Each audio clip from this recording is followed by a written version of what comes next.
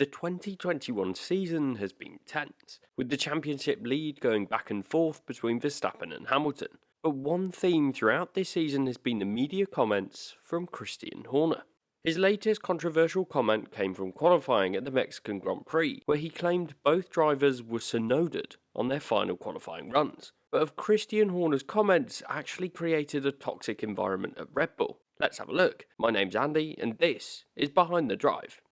Horner's comments following the Mexican Grand Prix weekend caused an awful lot of backlash, even to the extent that the Mercedes social media team went back to Yuki Tsunoda on Twitter in a message of support. And this isn't the first time that Christian Horner's comments to the media have drawn a significant amount of attention. In this video, I'll look at this example, and then I'll look at some of the other instances in 2021 and in previous seasons. I'll then compare this to Horner's main rival, Toto Wolff, and see if this negativity and toxicity has potentially damaged Red Bull's chances in 2021. Horner's Tsunoda criticism. The Mexican Grand Prix has been a Red Bull stronghold over the last few years, with the track's high altitude requiring a high downforce setup and significant engine cooling management, something that is typically a strength for the Austrian team. However, this weekend looked pretty close between Red Bull and Mercedes, and going into the qualifying session it seemed like the Red Bull had the advantage following a strong FP3 session for the team. But in qualifying itself, Mercedes took a big step forward, which the Red Bulls failed to match, leaving Bottas and Hamilton taking a 1-2 and Verstappen and Perez locking out the second row on the grid. When queried on this drop in pace in an interview with Sky, Christian Horner's immediate response was, "We got Tsunodaed," claiming that the least experienced member of the Red Bull family on the Formula 1 grid ruined both of the Red Bull drivers' laps. When looking at this in some more detail though, you can see that Tsunoda, on his in-lap after providing his teammate a tow, received a warning that Sergio Perez was 4 seconds behind him on track, and as such he took himself off the circuit completely to let Perez and Verstappen through, who were on their final push laps. In doing so, a cloud of dust came up, and that, coupled with some potential downforce losses as he got into the AlphaTauri car's dirty air, subsequently meant Perez also left the track. Following closely behind, Verstappen then lifted through that complex, costing him time, as he thought that there could have been an accident which could have caused a yellow flag. And at the time, both Red Bull drivers were up on their first run times, with Verstappen in particular being 2 tenths up with the final sector still to come, which had generally been a part of the circuit that the Dutchman had been very strong over the weekend to that point.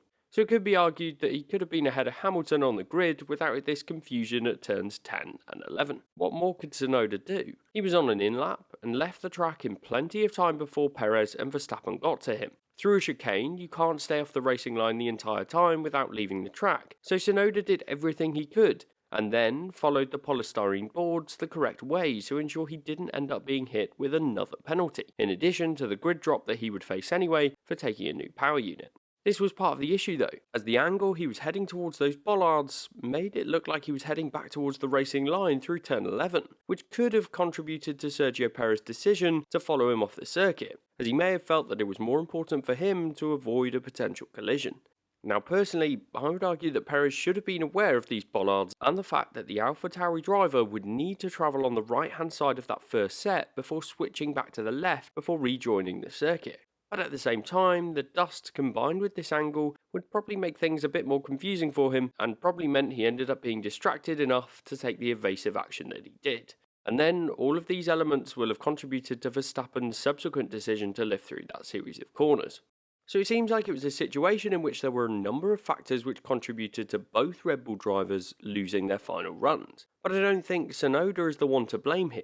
At the end of the day, both Mercedes drivers set their fastest times on the first runs in Q3, and the Red Bull drivers still had work to do to catch up and get past the Mercedes drivers. So either way, you can't place the blame solely on Tsunoda, given both of the Red Bull drivers failed to hook up their first laps. And when you're on the back foot going into the second Q3 runs and you end up behind other competitors who are potentially on an in-lap or simply slower in general, you run the risk of having your lap hindered by traffic or an incident ahead.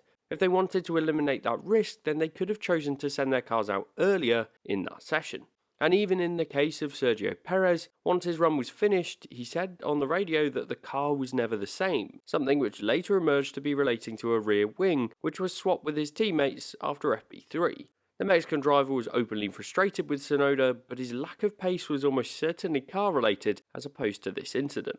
But regardless of the abundance of factors that led to the Red Bulls underperforming, Christian Horner placed the blame on Tsunoda, despite the fact that the Japanese rookie did everything he could to be out of their way.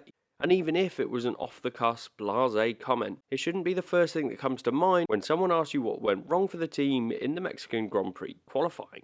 Even the AlphaTauri team principal, Franz Tost, came out defending Tsunoda's actions as he offered that all-important tow to his teammate Pierre Gasly, ensuring they could get as far up on the grid as possible to maximise their chances of getting 5th in the Constructors' standings this season. Not only this, but even the Mercedes team Twitter admin sent out a message to Tsunoda saying, "Don't let the haters get you down." And when you have a driver like Tsunoda who's had a very difficult debut season in Formula 1, who's only just starting to find his form in that car, to have his bosses knock him down and blame him for hindering the Red Bull's runs is simply short-sighted and toxic. Christian Horner's comment clearly shows that he's not thinking about the long-term future of that team, and the fact that Yuki Tsunoda is being backed by his own team, given he's sticking with AlphaTauri for 2022. But before I look at how these negative comments have impacted on the Red Bull team's chances, I want to take a moment to ask you to consider subscribing to Behind the Drive. We're aiming to get to 25,000 subscribers by the end of the season, so if you haven't already done so, please consider subscribing. Thanks. This is nothing new for Christian Horner. This isn't the first time that Christian Horner has received criticisms for his comments in the media. Most notably, in 2021, there was the British Grand Prix at Silverstone, where he accused Lewis Hamilton of dirty driving after he collided with Verstappen into cops. And the nature of the outburst on TV led to widespread criticism after he implied that the Mercedes driver made a desperate move on the opening lap of that Grand Prix. This message in itself was criticised due to the fact that it seemed to be a complete double standard. Following the Spanish Grand Prix, where Max Verstappen made a lunging move down the inside of Lewis Hamilton, Horner said, "Thankfully Lewis got out of it because otherwise he would have ended up in the fence." And this is where Verstappen had made a dive bomb move and Hamilton obviously had to bail out of the move in order to allow both drivers to continue. The overtake into Copse at Silverstone was remarkably similar, just at a much faster pace of corner. So if this kind of move is perfectly fine for Verstappen in Barcelona, and in fact Horner described it as mega, then surely it needs to garner a similar level of respect when it isn't your driver making the aggressive move. Looking a bit further back, you can see that Horner has made comments about his own drivers before as well, including the likes of Pierre Gasly, who received criticism from Horner in 2019 before the Frenchman was dropped by that team mid-season. Horner said, "We shouldn't be racing Saubers and McLarens," as part of a barrage of criticism from both Horner and Helmut Marko.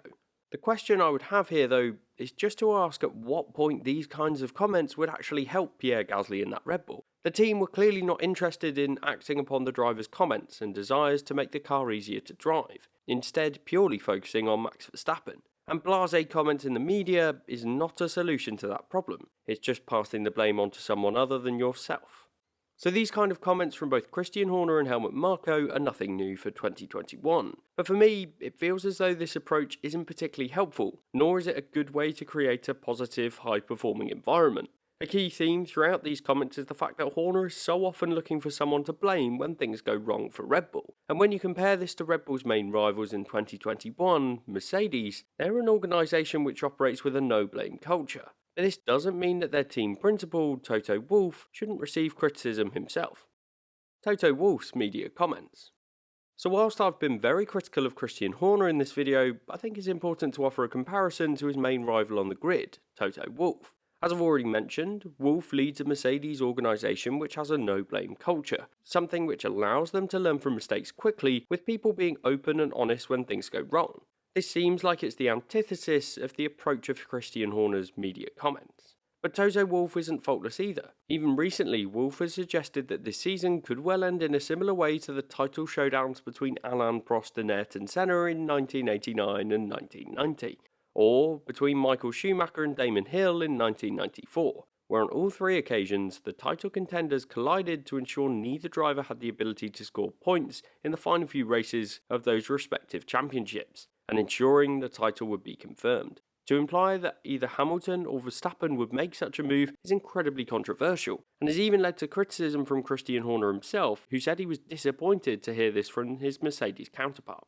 Likewise, following the incident between Hamilton and Verstappen in Italy, Wolff commented that it was clear that Max's positioning would end in a crash, suggesting that the Red Bull driver's move was never really on, in a comment that was remarkably similar to that of Christian Horner following the British Grand Prix. And even earlier in the season, Wolff also critiqued one of the Mercedes-backed drivers in George Russell, following his crash with Valtteri Bottas at Imola. And this incident could easily be compared to the comment from Horner on Yuki Tsunoda, as Wolff compared Russell's driving to that of the Renault Clio Cup. But he never went so far as to place the blame solely on the British driver, as he had added that there's never a situation in life where one is 100% to blame and the other is zero, which goes back to the culture and ethos of the Mercedes team. But at no point did he go as far as to solely blame one of the team's drivers, as Christian Horner did with his comments following the Mexican Grand Prix qualifying. So it must be said that Wolff gives as good as he gets when it comes to media comments, between himself and Christian Horner. But at the same time, he rarely goes after a driver in such a direct way, which seems like Horner really isn't afraid to do. For me, this blame culture, particularly so quickly after a session, is negative for Red Bull, and is likely to actually damage their chances. They're creating situations where they fail to accept responsibility for underperformance, and this is a really negative culture to foster. In the end, it could easily lead to overconfidence, which is dangerous for any sports team. For me, I think Horner's comments are particularly bad, and they rightly deserve the criticism that they get. I also believe that his counterpart, Toto Wolff, also toes the line when it comes to his media comments, and when these two team principals are put under the spotlight straight after a Formula 1 event, they are likely to be more animated and passionate, having not had the opportunity to debrief. So overall, it's a heated situation. But for me, I don't believe Horner is helping Red Bull's chances of winning the title with the toxic blame culture that he's fostering. What do you think about this? Is Christian Horner damaging Red Bull's chances, and is there a toxic environment within that team? Let me know in the comments, and thanks for watching.